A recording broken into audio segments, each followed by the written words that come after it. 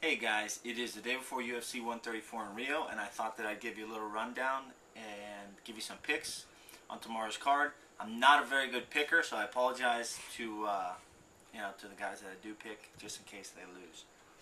I'll start with the main card. The first fight is Luis Kane versus Stanislav Nedkov. I don't know much about Nedkov, but I do know that when Luis Kane is on, he's an animal. His last fight, I believe he fought one of the tough guys. I forget who it was, but came in, dominated, took him out very quickly. So I'm going to go with Luis Kane by knockout. The second fight, which is going to be a barn burner, probably going to be fight of the night, is Ross Pearson versus Edson Barboza. Barboza is lethal on his feet. He's got great kicks, great punches. I believe even TKO'd someone with leg kicks.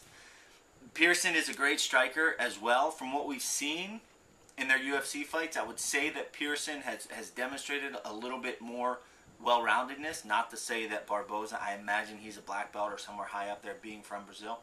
I like Pearson. He's one of my favorite fighters to watch. Even though it's going to be a tough call, but I'm going to go with Pearson by TKO. I think he'll be able to tire him out a little bit and go for the TKO. Moving on to Big Nog and Brendan Schaub. Big Nog is a legend. Brendan Schaub is kind of a newbie into the sport, but he's done a great job his last couple fights of even though he was a strong underdog, of taking it to his opponents. Big Nog's getting older in his fighting career. He's had a ton of hard-fought battles. Coming back from over a year layoff. I'm going to pick the underdog here, and I believe he's favorite, but I'm going to go with Schaub here. I think he showed a lot of maturity in his last fight against Krokop, and I think he's going to be able to take the victory. I'm not sure he's going to get a stoppage like he proclaims, but I'm going with Schaub via the W. Schaub with a win. The next fight, Shogun and Forrest Griffin. This is a really tough one to call because I really like both these guys. I think Forrest Griffin has one of the coolest, best fight styles that there is in the game. Shogun, I'm kind of like everyone else. Like, I wish that he would come back to his Pride days, and I wish he would be the prodigy that everyone expected him to be. If he comes in on, I think he would destroy Griffin.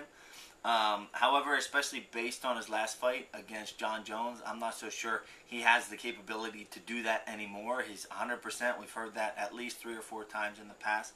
I'm going to go with Forrest Griffin. And the last one, Anderson Silva versus Yushin Okami. A lot of people have been saying, Okami's a big guy. He's a heavy guy. He's got good wrestling. You see what Chael did to Silva with his wrestling.